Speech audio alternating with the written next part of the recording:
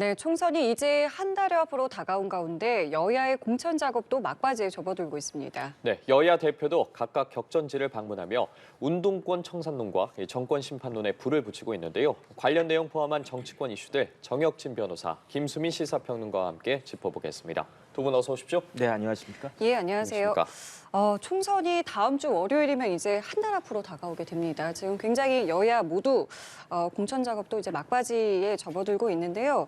지금까지의 어떤 분위기를 두 분께서는 각각 어떻게 평가하시는지 오늘 먼저 듣겠습니다. 참 시간 빠른 것 같아요. 벌써 3월이고 한 달밖에 안 남았다 이런 생각이 드는데 예. 원래 이번 총선은 윤석열 정권의 거의 한 40% 지난 정도에 치러지는 거기 때문에 윤석열 정권에 대한 중간 심판적인 성격이 강할 수밖에 없고요. 그렇기 때문에 윤 대통령과 이재명 대표의 그 구도로 가는 것이 정상적인 모습인데 그런데 굉장히 좀 이상해졌어요. 왜냐하면 작년 말에 한동훈 비대위원장이 된 다음에 구도가 졸지에 한동훈 비대위원장 대 이재명 대표 이 구도로 간 것이 아닌가. 그런데 이런 상황에서 야당은 자중질환이 일어나지 않았습니까? 그래서 원래 똘똘 뭉쳐가지고 윤석열 정권 심판하고 윤석열의 아바타인 한동훈 비대위원장을 미래 권력으로부터 배제시켰어야 됐는데 오히려 야당은 친문 대 비명 간의 문명 갈등 거기에다가 친명 대 비명 간의 아주 그냥 뭐 공천 학살이니 뭐 사당이니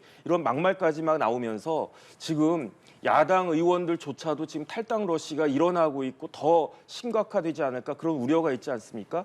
이런 모습을 보면은 지금까지 여러 가지 봤을 때에는 여당이 야당을 압도하고 있는 것이 아닌가. 저는 심지어 야당이 과연 이번 총선에서 승리할 생각이 있는지 그것조차 의심스럽다는 생각까지 듭니다.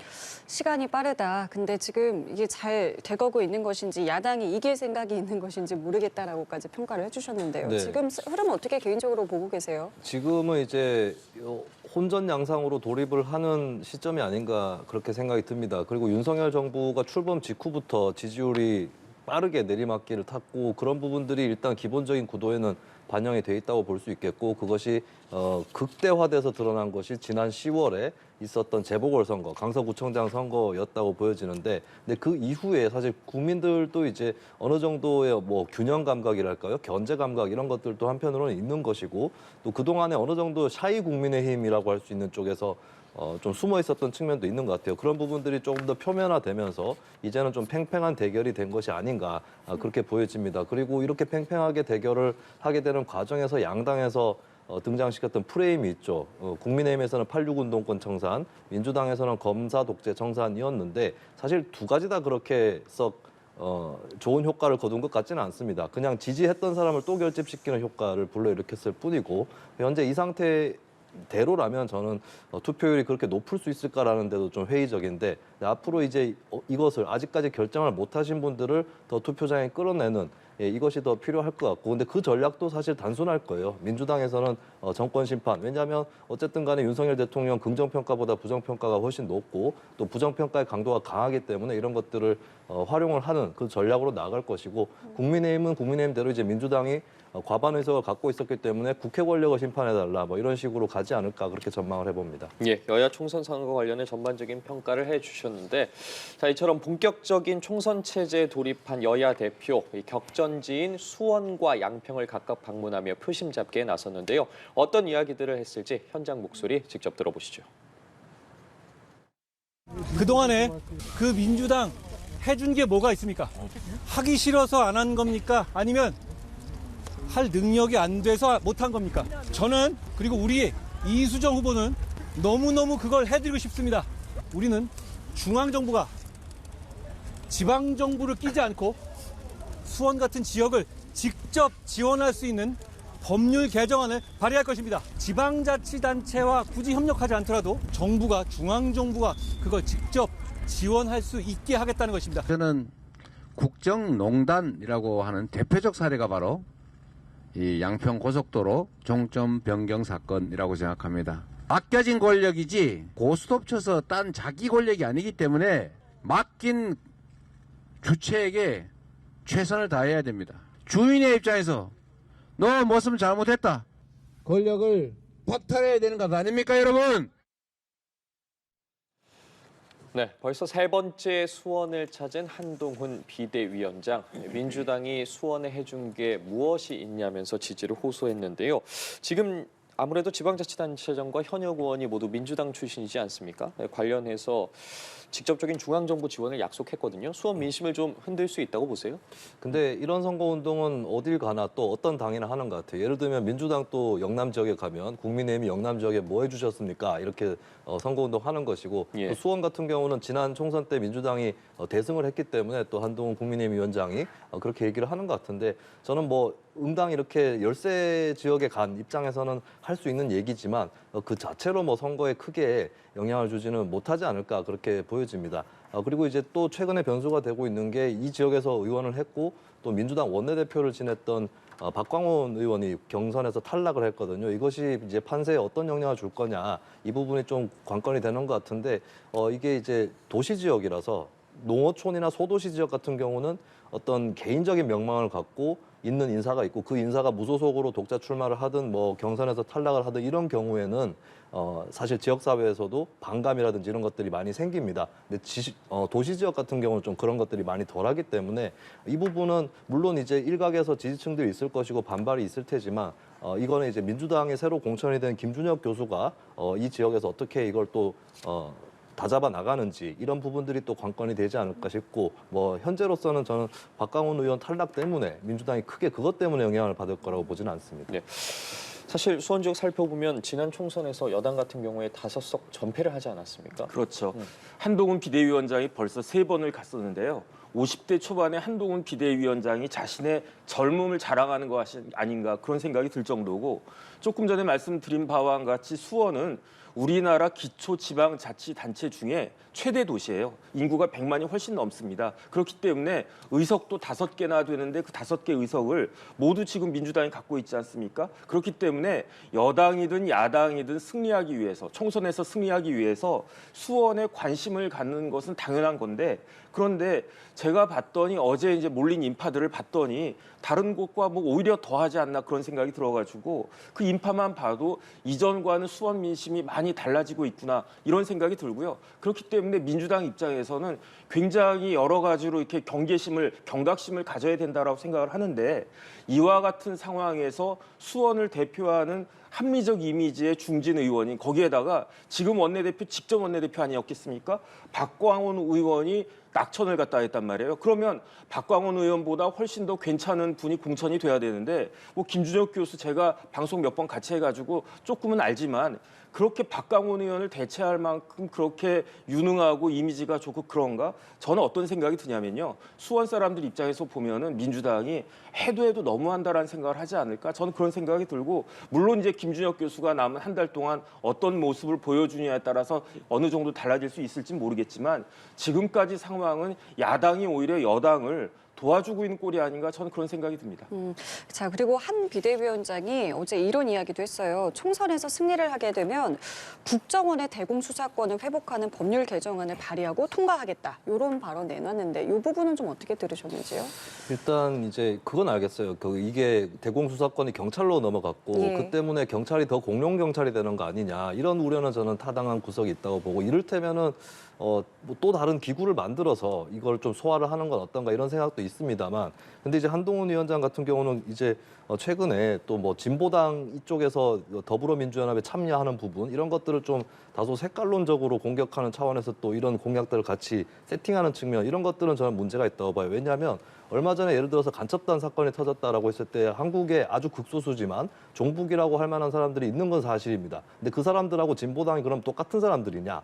같은 NL 계열이라고 해서 다 똑같은 사람들이냐? 이거에 대해서는 근거를 갖고 얘기를 해야 되는 거거든요. 예를 들어서 최소한 뭐 진보당에서 북한에서 ICBM 발사를 했을 때 그것을 옹호하는 논평을 냈다거나 이렇다면은 이제 뭐 친북적이다라고 얘기할 수는 있겠죠. 근데 그런 것조차도 아니에요. 그리고 진보당이 통합진보당이 후신인 것도 헌법적으로는 아닙니다. 왜냐하면 헌법재판소에서 통합진보당 해산 판결을 내릴 때 그 후신 정당에 대해서도 똑같이 해산을 한다고 했거든요. 근데 지금 진보당에 대해서는 그게 적용이 안 된다는 것은 인적으로 어느 정도 연장되는 측면은 있지만 진보당이 통합진보당이 후신이라고 헌법적으로는 판단되지 않았다는 것이고 그리고 인적으로 연관관계가 있는 부분 또 당시에 헌법재판소에서 통합진보당에 참여했다는 이유만으로 어떤 낙인을 찍어서는 안 된다는 취지의 판결을 했었습니다. 그렇기 때문에 어떤 예를 들어서 진보당이 너무 지나치게 민족주의적이다라거나 뭐 대북 정책에서 좀 환상을 갖고 있다거나 이런 식으로 정책적으로 비판하는 건 가능하지만 현재 국민의힘의 진보당의 공격은 상당히 색깔론적으로 나아가 있다라고 하는 부분은 좀 주의가 필요하다라고 저는 봅니다. 이 지적에 대해서 어떻게 생각하세요? 그 우리나라 국정원의 대공 수사권은요. 얼마 전에 이제 법이 개정이 돼가지고 실효가 된 게 올 1월 1일부터입니다. 다시 말해서 우리나라 국정원의 대공 수사권은 올 1월 1일부터는 없어졌어요. 그런데 어느 나라가 정보기관을 내버려 두고 경찰 보고 간첩을 잡으라고 합니까? 그다음 우리나라가 어떤 나라입니까? 남북이 대치하고 있는 나라 아니겠습니까? 그런데 지금 상황이 어떤 상황이냐면요. 북한의 김정은이 작년 말 올해 초에 계속해서 뭐라고 이야기하냐면 더 이상 우리나라는 동포가 아니다. 그렇기 때문에 북한 헌법에서 아예 통일이란 말을 지워버리겠다. 그렇게 이야기를 갖다가 했고요. 그러면 우리나라는 뭐가 되느냐? 북한에 있어서 우리나라는 뭐가 되냐면요. 적대국인데 그것도 보통 적대국이 아니고 제1의 적대국이 된다. 이렇게 이야기해서 상징적으로 얼마 전에 그 북한의 평양에 있었던 조국 통일 기념탑까지 철거를 해버렸어요. 파괴를 갖다가 해버렸어요. 이런 상황에서 국정원의 대공 수사권을 없애버린다 이 이야기는 도둑을 들어오라고 우리 집 그 대문의 비밀번호를 알려주는 꼴이 아닌가 저는 그런 생각이 들고요.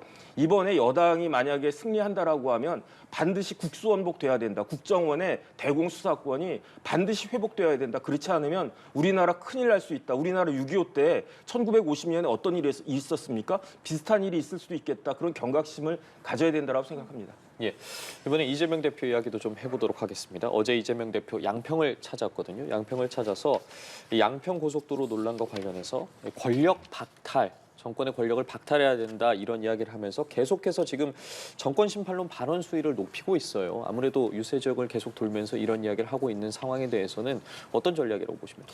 일단 이제 민주당의 공천이 대부분 끝이 나고 있고 사실 뭐 여론조사에서도 어느 정도 드러나긴 했지만 민주당 공천이 국민의힘 공천보다는 더 시끄러운 편이고 논란이 더 많았습니다. 이런 부분이 이재명 대표나 민주당한테 부담이 될 수 있겠죠. 근데 이제 공천이 완료되는 시점에서는 이제 좀 타겟을 바깥으로 돌리면서 그리고 윤석열 정부의 악재가 됐던 사건들을 하나하나씩 짚어나가는 행보가 민주당으로서는 필요할 수밖에 없겠습니다. 그렇게 본다면 사실 서울 양평 고속도로 같은 경우는 또 이게 원희룡 국토부 장관 시절에 이게 철회가 되는 이런 사건이 또 있었기 때문에 본인의 지역구 라이벌을 겨냥해서라도 또 이런 행보가 필요했던 것이 아닌가 그렇게 보여지고 이러면 앞으로의 행보도 어느 정도 짐작을 할 수가 있겠죠. 윤석열 정부의 악재가 됐던 사건들 예를 들면 뭐 후쿠시마 원전 오염수에 대해서 방관했던 부분이라든지 이런 것들에 관련된 지역들을 앞으로 좀 이 대표가 본격 선거운동 기간 이전에 왜냐하면 본격 선거운동 때는 또 본인 지역구 선거운동을 해야 되기 때문에 그런 지역들을 좀 찾아다니는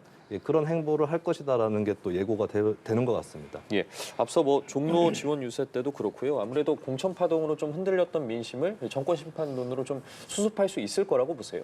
저는 굉장히 어렵다라고 생각을 합니다. 조금 전에 이재명 대표가 무슨 권력 박탈군은 했지만 사실 이재명 대표에 대해서 많은 사람들이 당 내부에서 뭐 이렇게 뭐 국민의힘이나 그런 그 보수층에서 비판한 게 아니고 당 내부에서 이재명 대표의 민주당은 사당화되었다라고 이야기한 거 아니겠습니까? 사당화라는 이야기는 결국은 그럴듯하게 좀 점잖게 이야기해서 사당화지 실질적으로 이야기하면 독재 아니겠습니까? 그러니까 모든 권력이 야당의 모든 권력이 이재명 대표 한 사람에게 집중돼서 그러니까 이재명 대표 어떤 사람입니까? 차은우보다도 잘생긴 사람이고요. 그다음에 김준혁 교수가 뭐라고 그랬냐면 정조만큼 위대한 뭐 국왕 같은 그런 사람이다. 이 정도는 돼야 공천받는 거 아니냐 이런 생각 드는 거 아니겠습니까? 이런 상황에서 양평고속도로 같은 거를 꺼내놓는 게 무슨 효과가 있겠는가? 양평고속도로가 한동안 시끄러웠잖아요. 그런데 쥐죽은 듯이 조용하지 않았습니까? 만약에 양평고속도로 관련해가지고 어떤 실체가 있었다라고 하면 민주당은 그동안 무엇을 하고 있었는가? 가만히 있었다라고 한 자체가 민주당이 무능한 것과 똑같은 거 아닌가? 거기에다가 더 심각한 거는 후쿠시마 오염수 관련해가지고 얼마나 그게 말이 많았습니까? 그런데 지금 후쿠시마 오염 처리수 관련해가지고 이야기한 사람이 있습니까? 제가 봤을 때 이런 식의 무능한 야당이 정권을 심판하는 게 중요한 게 아니고 무능한 야당이 심판받는 것이 더 중요한 것이 아닌가 저는 그런 생각이 듭니다. 예, 알겠습니다. 자, 그리고 국민의힘은 지금 이 위성정당인 국민의 미래 비례대표 후보 신청을 받고 있는데 상당히 다양한 인물들이 지금 모이고 있다라는 이제 보도가 나오고 있는데 이런 가운데 이제 국민의힘에서는 이뇨한 전 혁신위원장에게 출마 요청을 했다고 밝혔더라고요. 이 부분 어떻게 보셨습니까? 제가 봤을 때 이뇨한 그 전 혁신위원장은 예. 그 본인이 이제 출마를 안 하겠다라고 하고 그렇게 이야기하지 않았습니까? 그때 출마를 안 하겠다라고 하는 것이 지역구에 출마를 안 하는 것 포함해가지고 비례대표로도 출마를 안 하는 것이다라고 본인은 이야기한 것 같고 저도 그렇게 이해가 되는데 지금과 같은 상황은 이뇨한 그 혁신위원장이 이미 혁신위원장의 직을 내려놓았고 그다음에 이제 비대위원회 체제가 공고가 되어 있기 때문에 그때 이야기한 것과 다른 식의 그 행동을 할 수 있는 것이 아닌가. 더군다나 이뇨한 위원장은 여러 가지 상징적인 의미가 있지 않습니까? 지금 그 의사들이 굉장히 여러 가지로 이렇게 좀 뭐 이런저런 그 상황을 만들어내고 있는데 이뇨한 위원장 자체가 연대의대 교수고요. 그 다음에 이제 미국에서 귀화한 그런 귀화 1호인 그 경우가 되어 있고 게다가 이뇨한 위원장이 태어난 출생지가 그 호남이기 때문에 예. 굉장히 많은 부분에 있어서 상징적인 인물이 아닌가. 그렇기 때문에 이뇨한 위원장이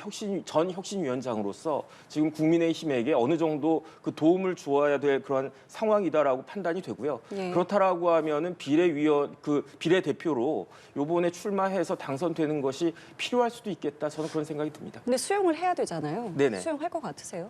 그건 모르죠. 이뇨한 위원장은 본인은 생각이 있을 것 같은데 예. 그 사모님이 조금 반대한다고 제가 이야기 들었거든요. 예. 사모님을 설득하면 수용할 수도 있지 않을까 하는 생각이 듭니다. 뭐 다양한 인물들이 모인다고 이제 제가 말씀을 드렸는데 이제 그 가운데 여성가족부 장관 청문회를 이제 통과하지 못했던 김행 전 여성가족부 장관 후보자도 이제 신청을 했다라고 전해지고 있습니다. 뭐 선출 가능성 있을 것 같으세요? 글쎄요, 저는 김행 후보자가 이렇게 비례대표 상위 순번을 만약에 받게 되면 몇몇 지지할 뻔했던 유권자들도 드라마틱하게 엑시트를 하지 않을까 이런 생각이 듭니다.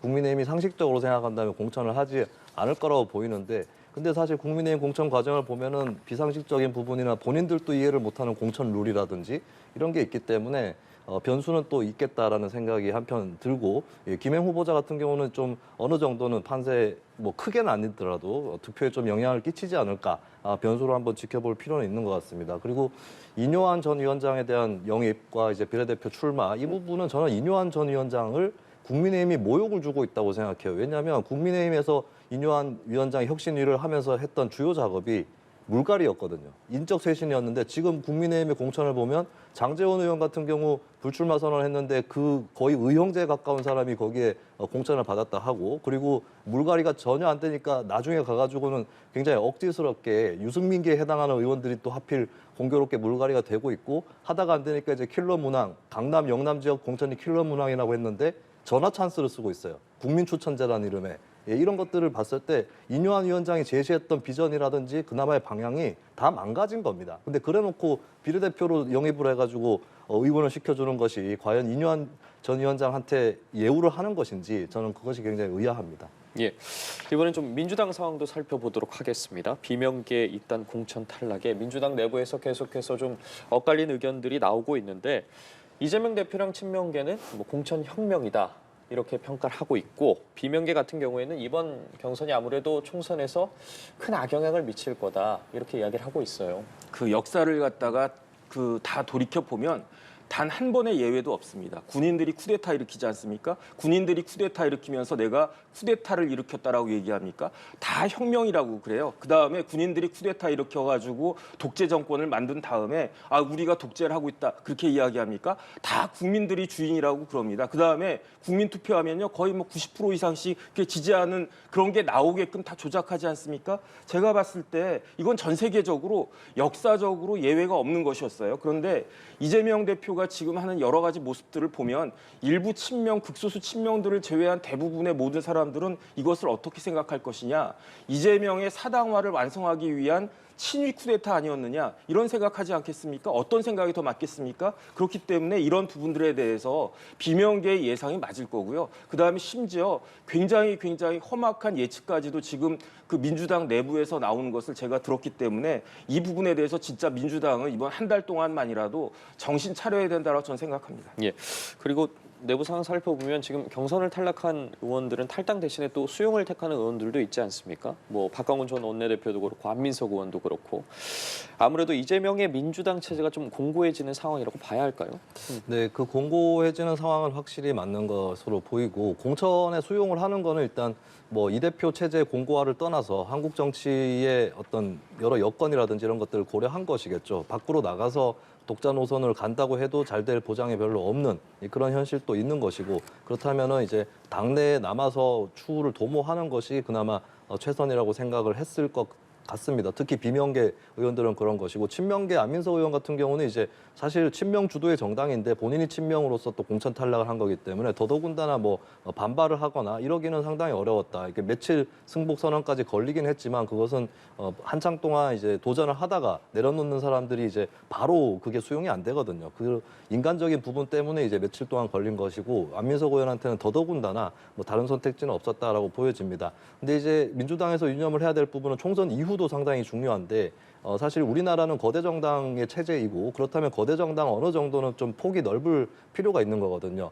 그런 부분에서 너무 일색화된다고 했을 때 차후에 이제 윤석열 정부에 대한 견제라든지 심판 여기에도 어느 정도 좀 차질이 빚어질 수가 있다는 그 점이 있습니다. 그렇기 때문에 이번에 뭐 사실 친명 비명 의원들 뭐 후보들이 여기저기 공천을 받았고 그들 중에 몇 프로가 살아 돌아올지는 알 수 없는 부분이라서 민주당의 그 의원 구성이 어떻게 될지는 알 수 없겠지만 근데 미리 좀 준비를 해둬야 될 것은 이제 의원들끼리 좀 뜨겁게 때로는 토론을 하면서 그렇게 좀 어느 정도 당내 다양성을 확보를 하고 또 나아가서는 이제 그 당내 다양성이 이제 분열로 이어지지 않는 통합적인 조치들 이런 것들에 대해서 좀 많이 신경을 써야 될 것이고 저는 특히 친명계 쪽에 원로 정도 다선에 해당하는 분들한테 역할이 크게 주어져 있다고 봐요. 왜냐하면 비주류가 뭘 요구해가지고 당이 바뀌기는 어렵습니다. 주류 내부에서 좀 바꿔야 된다라고 하는 포용적으로 가야 된다는 흐름이 나와야 되기 때문에 뭐 예를 들면 정성호 의원이라든지 이런 의원들의 역할이 총선 이후에 어떻게 펼쳐지느냐에 따라서 또 민주당의 미래가 결정될 거라고 봅니다. 총선 이유를 얘기해 주셨는데 그럼 본선, 그러니까 총선 당장 총선에서의 본선 경쟁력은 어떻게 보세요? 비명계에서는 이걸 많이 우려하고 있던데요. 근데 비명계 의원들이 이제 본인들이 의원을 했고 인지도가 높기 때문이다라는 데 기대고 있는 것 같은데 근데 국민들이 비명계 의원의 공천 탈락이라든지 실현 이런 거에 대해서 좀 케이스 바이 케이스로 보세요. 그러니까 어떤 의원은 떨어진다 해도 본인이 잘못해서 떨어졌겠지라는 평가를 받는 의원이 분명히 있고 또 다른 한편으로는 저 의원까지 떨어뜨린단 말인가 이런 이제 의원들이 있는 거거든요. 그렇기 때문에 본인의 인지도라든지 원래 이력이라든지 여기에 기대서만 가가지고는 안 된다라고 하는 거고 마찬가지로 이제 만약에 비명계 의원을 밀어내고 공천을 받은 인사가 있다면 그 인사가 이제 지역구 주민들한테 어느 정도로 이제 좋게 비칠 거냐 이거는 이제 본인이 하게 달려 있다라고 봅니다. 그런 점들로 이제 극복을 해 나가야 되는 것이 본격 선거운동 기간 중에 민주당의 숙제가 되겠습니다. 예. 자, 그리고 민주당을 탈당한 홍영표 의원과 설훈 의원의 경우는 이낙연 대표가 이끄는 새로운 미래와 민주연대를 결성을 했습니다. 일단은 두 의원이 입당하는 형식이긴 한데요. 상당히 좀 속도를 내고 있는 것 같으세요. 속도를 낼 수밖에 없죠. 예. 왜냐하면 지금 총선이 한 달밖에 안 남지 않았습니까? 그쵸. 그다음에 지금 야당도 구도가 바뀌었어요. 처음에는 새로운 미래가 제일 좋았다라고 생각했던 거는 이낙연 대표가 빅텐트를 쳐가지고 거기에 이제 모든 사람들을 아우르는 야당의 명실상부한 그 두 번째 대표 정도 생각을 했었던 것 같은데 그런데 경쟁 상대가 실패하지 않았습니까? 그렇기 때문에 새로운 미래는 처음에는 경쟁 상대를 개혁신당으로 생각을 했었을 거예요. 그런데 지금 개혁신당보다도 오히려 조국 혁신당이라고 하는 게 갑자기 등장해가지고 지지율을 다 뺏어먹고 있지 않습니까? 이러다 보면은 제3당 자리가 새로운 미래나 개혁신당이 아니고 심지어 녹색정의당도 아니고 조국 혁신당이 될 가능성이 굉장히 높아 보이지 않습니까? 그러니까 지역구는 민주당, 그다음에 비례는 그 조국 혁신당 이 구호가 호남이나 그 야당 그 지지자들한테 맥히고 있는 그런 상황이기 때문에 지금 민주당 저희 새로운 미래 입장에서는 여당도 견제해야 되고 민주당도 견제해야 되고 개혁신당도 견제해야 되는데 실질적인 제1의 카운터파트는 누가 되느냐? 조국 혁신당이 되어버린 것이 아닌가. 그렇다라고 하면은 그렇다고 뭐 홍영표 의원이나 서른 의원이 조국 전 장관이 만든 조국 혁신당에 합류할 수 있겠습니까? 그렇다라고 하면 그렇다고 뭐 이준석 대표가 이끄는 당에 합류할 수 있겠습니까? 그러니까 어쩔 수 없이 이낙연 대표 쪽으로 결집하는 그런 효과가 있을 수밖에 없겠다는 생각이 듭니다. 이 새로운 미래 경쟁력은 어떻게 보고 계세요?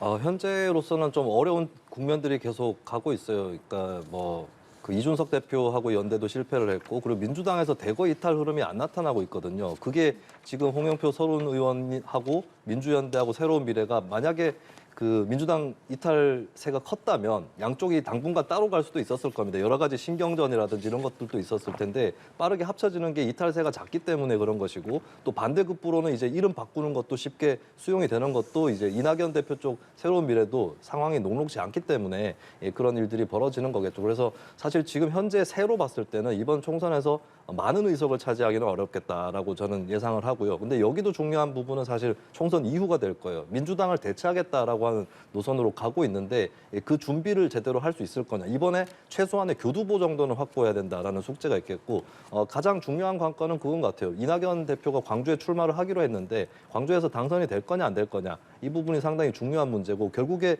이 그 새로운 미래라든지 민주연대의 운명은 호남 지역 유권자들한테 상당 부분 많이 달려 있거든요. 호남에서 뭐 민주당의 공천에 대한 어느 정도 좀 동요랄까 이런 게 없는 건 아닙니다. 근데 문제는 그쪽에서 그 동요하는 유권자들도 이낙연 대표 쪽을 대안으로 생각하지는 않는 아직까지는 그런 흐름이거든요. 이 부분을 뚫어내야 하는 것이 이제 새로운 미래라든지 민주연대 쪽의 숙제가 될 것 같습니다. 예, 앞서 조국 혁신당 이야기 해주셨잖아요. 아무래도 조국 혁신당에서 지금 계속해서 검사 출신들의 인재를 영입하고 있거든요. 네네. 이렇게 검사 출신 인재 영입하고 있는 배경은 어디에 있다고 보세요? 글쎄요, 늘 그런 거죠. 조국 대표나 이재명 대표나 본인이 이야기한 거를 그대로 지키는 경우를 제가 본 적이 없기 때문에 그런데 그만큼 첫 번째 인재가 부족하다라는 뜻도 되고요. 그 다음에 검사가 어찌 됐든지 간에 인재일 수밖에 없다. 왜냐하면 검사들이 다 뭐 우리나라에서 제일 어려운 시험 통과하고 그 다음에 또 제일 여러 가지 중요한 일들도 맡고 그랬으니까 아무리 검찰 독재 이렇게 이야기를 해도 그 유능한 사람이 중용되는 건 당연한 거 아니겠습니까? 민주당이라고 다릅니까? 민주당의 고검장 출신이 3명이나 있는데요. 박균택 그 변호사도 공천받았고 이송윤 전 서울 고검장도 공천받았고 양부남 그 전 부산 고검장도 이제 공천받을 가능성이 높지 않습니까? 그 밖에도 민주당에도 그 이재명 대표 등을 변호한 유능한 그 검사 출신 변호사들 대부분 많이 공천받을 거라고 생각을 갖다 하니까 이런 그 말 자체에서도 지금 정부가 뭐 검찰 독재 운운하는 게 말이 안 된다라고 저는 생각을 합니다. 예, 지금 영입된 인물들 보면 뭐 윤 대통령 검찰총장 시절 법무부로부터 이른바 뭐 찍어내기 감찰을 당하는 과정에 관여했던 의혹을 받는 박은정 전 검사 등이 포함됐거든요. 어떻게 보고 계세요? 이런 인물들의 영입에 대해서. 저는 검사 개개인의 그 정치 입문을 다 뭐 평가를 할 수는 없는데, 근데 전반적으로 뭐 국민의힘으로 가는 사람이든 민주당으로 가는 사람이든 간에 검사들 정계 진출이 너무 많아지고 있다는 생각은 듭니다. 좀 우려할 만한 상황이다. 왜냐하면 그만둔 지 오래된 분들도 아니고 금방 그만두고 가시는 분들이 많기 때문에 이 부분이 이제 검사 독재의 차원을 넘어서서 거의 검사 정치로 가고 있고 법조인의 지나친 법조인 위주의 정치로 가고 있는 이 현실 자체는 좀 우리가 우려를 할 수밖에 없다라고 보여지고요. 그리고 이 검사분들, 전직 검사분들 같은 경우에 이분들이 더불어민주연합으로 가서 정치를 하겠다 그러면 그래도 조금 어느 정도 이해는 가는데, 저는 굉장히 유감스러운 것은 조국 혁신당의 조국 대표는 지금 대법원 확정 판결을 받지는 않았지만 사실관계들이 다 확인이 됐어요. 그 범죄는 이제 합리화할 수 없는 그런 사실관계와 범죄 사실이 드러났는데 그 대표가 있는 당에 들어가는 것이 검사다운 행보인가? 이 부분에 대해서는 비판을 피하기 어렵다고 봅니다. 예, 알겠습니다. 자, 그리고 윤 대통령이 이제 최근에 이제 민생 토론회를 이제 여러 지역들을 다니면서 하고 있죠. 근데 이것과 관련해서 민주당에서 이제 선거 개입이다 이렇게 이야기를 하고 있더라고요. 어떻게 이 부분에 대해서 같은 생각이십니까? 윤석열 대통령의 민생 토론 행보는 국민의힘이 과거에 갖고 있었던 관점에 따르면 선거 개입이 맞습니다. 예전에 문재인 전 대통령이 총선 앞두고 여기저기 뭐 현장을 방문을 할 때 국민의힘에서 뭐라 그랬냐면 선거를 앞두고 외부 접촉을 늘리는 교묘한 관건 선거다라고 얘기했거든요. 근데 지금 윤석열 대통령 횟수라든지 이런 것들 따져보면 과거에 박근혜 전 대통령이나 문재인 전 대통령 때도 이런 논란이 있었지만 횟수 더 많아요. 예, 훨씬 빈번하게 다니고 있습니다. 그리고 민생 토론이 재미난 게 이름은 토론회인데 거의 윤석열 대통령의 원맨쇼에 가깝고 그리고 하필이면은 순회 지역들을 살펴보면은 호남 지역은 없어요. 경기도 아니면 영남입니다. 공교롭게도. 예, 가장 이번 총선에서 탈환을 해야 되면서도 서울보다도 그 국민의힘한테는 조금 더 힘들어 보이는 경기도 그리고 그 지지층이 많은 영남 여기에 국한되어 있는 모습들 이런 것들이 선거 개입이라고 뭐 말을 들어도 변명할 여지가 없다고 보여지고요. 저는 이럴 때를 대비해서 국민의힘이 야당 때 제대로 했었어야 된다고 봅니다. 우리나라가 사실 현직 대통령의 선거 관여에 대해서 너무 지나치게 까다로워요. 외국 같은 경우는 현직 대통령이 어디 선거 유세를 가서 연설을 하기도 합니다. 그리고 우리나라도 이제 민주화가 많이 돼서 대통령이 어디 돌아다닌다고 하면 오히려 대통령 보고 나서 아 진짜 그냥 야당 찍어야겠다 이런 국민들도 있어서 대통령이 좀 돌아다닌다고 해도 크게 문제는 없는 거거든요. 근데 이런 거를 이제 바꿀 생각은 하지 않고 야당이 될 때마다 대통령이 돌아다니면 선거 개입이다라고 했던 것이 여당이 되면서 부메랑으로 지금 돌아가고 있는 겁니다. 예, 이 부분을 좀 자성을 해서 전 민주당도 그런 측면이 있었던 것도 맞는 거거든요. 그러면 여야 정당들이 이제 좀 제도적으로 대통령이 아예 선거운동을 할 수 있도록 뭐 길을 터주자거나 이런 것들도 좀 논의를 할 때가 됐다고 봅니다. 알겠습니다. 관련한 반론 한번 들어보겠습니다. 글쎄요, 뭐 집권 여당의 프리미엄은 어느 정도는 불가피한 것이 아닌가 그런 생각이 들고요. 그다음 뭐 굳이 비교하자면 지난 총선에서 문재인 대통령 좀 더하지 않았는가? 아무리 코로나 상황이었다고 하더라도 그때는 실질적으로 현금이 살포된 것과 마찬가지 아니었겠습니까? 그다음 더 중요한 건 뭐냐면요. 이재명 대표가 뭐라고 이야기를 했냐면 지난 대선 때 정부가 문재인 대통령이 예산을 더 풀지 않아가지고 그래서 진 측면이 있다라고 하면서 문재인 대통령에 대해서 감정이 있다는 이야기를 하지 않았습니까? 그러면서 무슨 지금 그 야당이 윤 대통령을 비판하는지 저는 알 수가 없겠고요. 그다음에 다른 걸 다 떠나가지고 민주당은 지난 2018년 울산시장 선거에서 명백한 불법 관권 선거하지 않았습니까? 그래서 1심에서 12명이라고 한 사람들이 우르르 다 유죄 판결 받지 않았습니까? 그 때문에 황운하 의원은 이번에 출마도 못했잖아요. 그렇다라고 하면 민주당은 뭐 이렇게 윤 대통령 비판하고 뭐 불법 선거, 관권 선거 이렇게 이야기하기 전에 울산시장 선거부터 제대로 된 사과부터 한 다음에 비판을 하더라도 하는 것이 필요한 것이 아닌가 싶습니다. 예, 알겠습니다. 오늘 두 분 말씀 여기까지 듣겠습니다. 지금까지 정혁진 변호사, 김수민 시사평론가와 이야기 나눠봤습니다. 말씀 고맙습니다. 감사합니다.